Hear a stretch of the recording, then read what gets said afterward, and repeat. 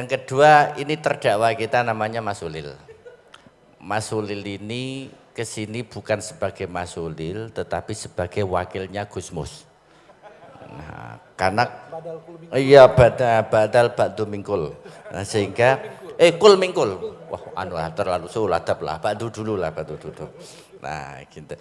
Sehingga apa yang dikatakan Mas Ulil ini nanti harus mutasil dengan Gusmus. Nek orang ngono ora badal, ngarang dhewe gitu. Tadi di tengah-tengah ngobrol itu kita pakai ikat macam-macam. Kita memang sudah melakukan studi Mas Ginanjar bahwa memang betul sebagian orang bangga dengan menara, sebagian orang mencibir. Yang bangga adalah kalau negara ini sekarang menggalakkan moderasi, sesungguhnya di SMI Kanjeng Sunan jauh sebelum Kemenak ngomong moderasi beragama, Mbah Sunan sudah melakukan moderasi beragama. Sehingga kalau madhab moderasi beragama adalah Kudus. Nah, agar kita tidak keluar jauh dari khitoh moderat, khitoh tawasud yang telah dicanangkan Sunan Kudus, kita dengarkan sabdanya Gusmus melalui Gus Ulil. 20 menit Gus, 20 menit. Assalamualaikum warahmatullahi wabarakatuh. Bismillah, alhamdulillah, wassalatu wassalamu ala rasulillah wa ala alihi wa ashabihi wa man walah, amma ba'd. Para masyayikh, para romo kiai, para tokoh-tokoh yang hadir dalam majelis ini, ada Kiai Ubaidillah Shadaqah yang baru pulang haji, doanya masih manjur. Nanti kalau ada yang mau minta doa monggo kepada Kiai Ubaid. Ada Ketua PCNU Demak yang baru terpilih lagi, Kiai Amin. Ada Kiai Badawi, Sohibu Dalailul Khairat. Enggak, gurunya Cak Imin.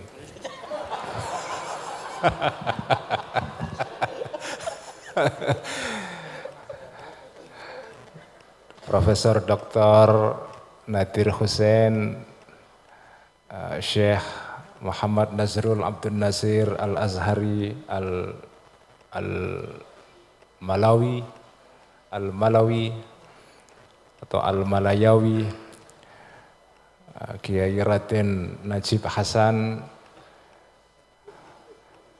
Saya juga kepingin jadi Raden juga, Mas Jalil. Gimana caranya? Raden honoris causa.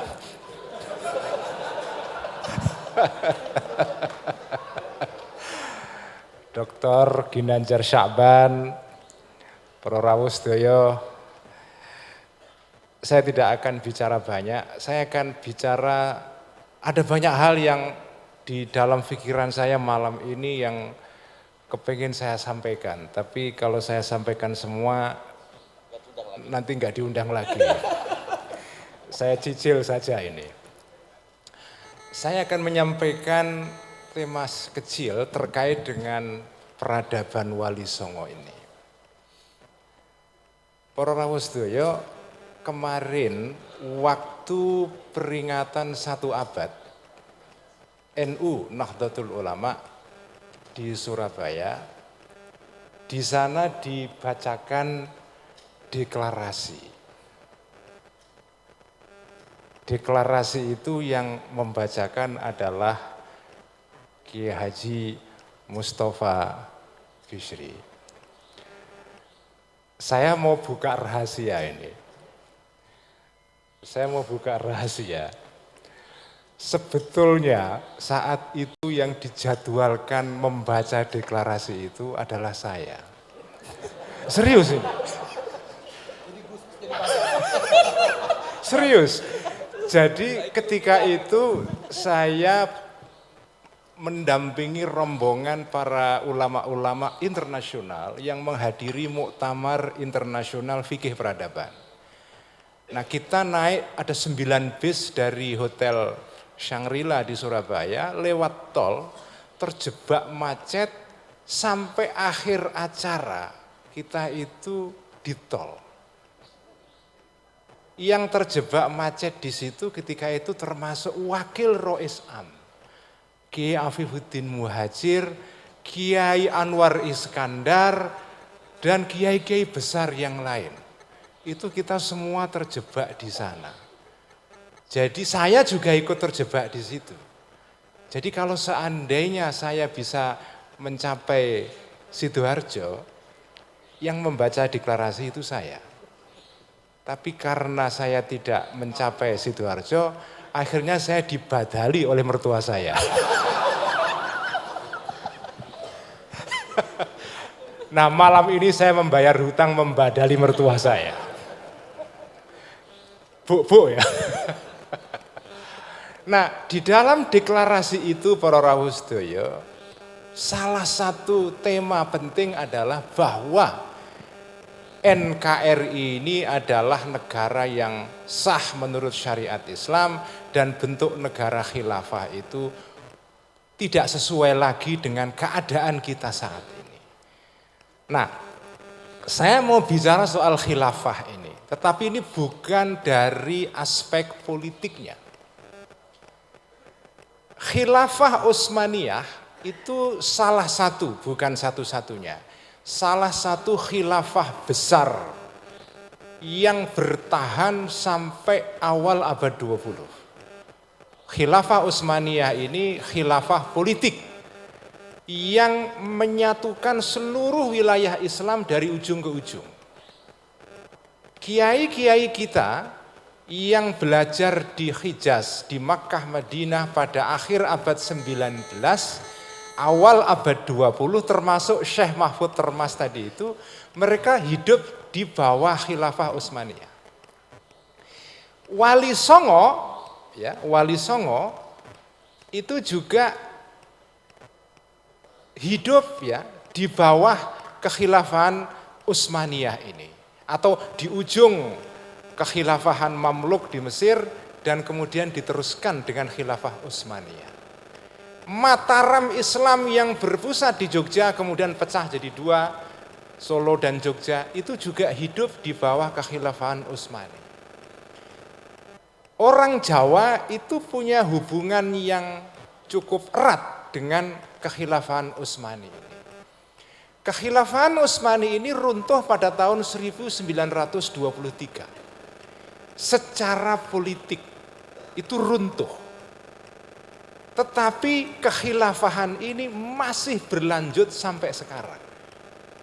Nah ini saya belum melihat orang lain membahas hal ini. Saya kira baru saya yang membahas ini sekarang. Insya Allah ya. Jadi khilafah Utsmaniyah itu runtuh secara politik. Tetapi khilafah ini masih berlanjut sampai sekarang di Indonesia. Khilafah Utsmaniyah itu di dalamnya ada dua hal. Ada dua hal. Khilafah Utsmaniyah itu di dalamnya ada unsur politik yaitu negara, khilafah siyasiyah. Nah, selain khilafah yang berupa khilafah politik, di dalamnya ada juga khilafah yang bersifat thaqafiyah madaniyah. Khilafah berupa kebudayaan dan peradaban. Khilafah peradaban ini salah satu isinya adalah peradaban berupa ilmu pengetahuan. Khilafah yang berupa ilmu pengetahuan ini masih berlanjut sekarang ini di Indonesia, di Malaysia, di Fatani, di Brunei Darussalam, di Filipina bagian selatan, di Mindanao, dan di tempat-tempat lain. Apa itu isi khilafah yang bersifat keilmuan ini? Yaitu khilafah yang berupa ilmu yang dulunya berkembang pada masa Turki Utsmani, sekarang ini masih diteruskan di pondok pesantren. Jadi segala ilmu yang sekarang ini diajarkan di pondok pesantren, ya, mulai dari ilmu alat, nahwu, sorof, balaghah, ilmu arut, kemudian ilmu fikih, tafsir, hadis, tasawuf, ilmu kalam, itu semuanya adalah ilmu yang dulu berkembang salah satunya di masa Turki Utsmani. Nah, ilmu-ilmu ini sekarang pewarisnya di Indonesia, satu-satunya lembaga yang mewarisi ini adalah pondok pesantren. Tidak ada lembaga lain di Indonesia yang mewarisi ilmu ini selain pondok pesantren. Termasuk juga pondok-pondok pesantren yang ada di Malaysia. Salah satu ilmunya zaman Turki Utsmani yang masih sebagian diajarkan di pondok pesantren itu adalah kitab tauhid dalam akidah Asy'ariyah, judulnya Al-Husunul Hamidiyah. Namanya saya Al-Husunul Hamidiyah karena dikarang pada zaman Sultan Abdul Hamid. Jadi pondok pesantren ini walaupun kiai-kiainya menolak khilafah secara politik karena kita sudah punya NKRI, tetapi kita ini masih melanjutkan tradisi khilafah dalam bentuk yang lain. Yaitu apa? Ilmu pengetahuan. Semua ilmu pengetahuan yang kita kembangkan sekarang ini dulunya adalah ilmu pengetahuan yang berkembang salah satunya di era Turki Utsmani. Torekoh yang populer di kalangan warga Nahdliyin yaitu torekoh Naqsyabandiyah yang didirikan oleh Syekh Bahauddin An-Naqsyabandi, Gus Baha ya. Torekoh Naqsyabandiyah ini torekoh yang berdiri pada era Turki Utsmani. Dan memang tujuan torekoh ini didirikan adalah untuk, tanda kutip, mengislamkan keluarga istana. Karena tujuannya supaya warga istana, bangsawan-bangsawan Turki Utsmani itu, mereka tetap bisa hidup sesuai dengan aturan syariat Islam. Karena kita tahu biasanya keluarga istana itu kan, ya seperti itu, ya, hidup mewah dan kemudian kadang-kadang meninggalkan syariat Islam. Torekoh Naqsyabandiyah itu torekoh yang berdiri di era Turki Utsmani. Ini salah satu torekoh yang berkembang luas di kalangan warga Nahdliyin. Ya. Bahkan sekarang ini ada cabangnya namanya torekoh Qadiriyah Naqsyabandiyah, ini buatan orang Nusantara. Ya, ini torekoh buatan orang Nusantara, Syekh Sambas. Jadi ada torekoh buatan orang Nusantara. Dibuat pada era Turki Utsmani juga karena Syekh Sambas itu juga hidup di akhir abad 19. Jadi NU ini, saudara-saudara para kiai-kiai semua, NU ini memang secara politik kita ini loyal kepada NKRI. Tetapi secara kebudayaan, secara peradaban kita, terutama dalam peradaban ilmu pengetahuan, kita ini sebetulnya kelanjutan Turki Utsmani. Yang berhak meneruskan Turki Utsmani ini ya kita, bukan teman-teman HTI. Mereka tidak tahu apa-apa. Pewaris khilafah Utsmaniyah itu ya kita. Karena kita ini yang meneruskan tradisi peradaban Turki Utsmani. Salah satu tradisi khilafah yang masih bertahan secara politik di Indonesia itu adalah sidang isbat. Sidang isbat. Para rawuh sedaya, sidang isbat ini tradisi dari dulu. Jadi jenengan kalau ngaji kitab fikih mengenai soal penentuan awal Ramadan. Di dalam tradisi khilafah Islam dari dulu sejak Umayyah, Abbasiyah, kemudian dinasti Ayyubiyah, Mamlukiyah, Saljuk, Turki Utsmani, Mughal, dan seterusnya, yang terutama yang Sunni ya. Itu penentuan awal Ramadan itu memakai sidang isbat. Karena menurut hukum fikih, hak untuk menentukan awal Ramadan itu ada di tangan seorang imam atau khalifah. Khalifah menentukan awal Ramadan itu berdasarkan orang yang melihat rembulan, yang kemudian disumpah oleh seorang qadhi menyumpah dia, dan ketika dia sudah disumpah, kemudian imam mengumumkan inilah awal Ramadan dan akhir Ramadan. Kalau ada orang yang berbeda pendapat karena menggunakan hisab, dibolehkan. Di dalam fikih Syafi'iyah dikatakan boleh orang menggunakan hisab, tetapi dia tidak boleh mengajak orang lain. Itu hanya untuk dirinya sendiri. Karena penentuan awal Ramadan dan penentuan akhir bulan Ramadan itu adalah kekuasaan, ada di tangan kekuasaan politik. Itu masih diteruskan sampai sekarang. Jadi tradisi sidang isbat itu bukan barang baru. Dari dulu ya begitu itu. Jadi sidang isbat itu saya menganggap itu warisan kekhilafahan Islam yang masih tersisa sampai sekarang. Ya, jadi sisa khilafah yang masih ada sekarang ini itu sidang isbat. Meskipun bentuk negara khilafahnya sudah tidak ada. Nah, para rawuh sedaya, Wali Songo ini adalah tokoh-tokoh yang menyebarkan Islam di Nusantara, yang hidup juga di era kekhilafahan juga. Mereka ini menyebarkan Islam di tanah Nusantara, membawa salah satunya ilmu-ilmu yang kemudian sekarang diwarisi oleh para ulama yang diajarkan di pondok pesantren itu.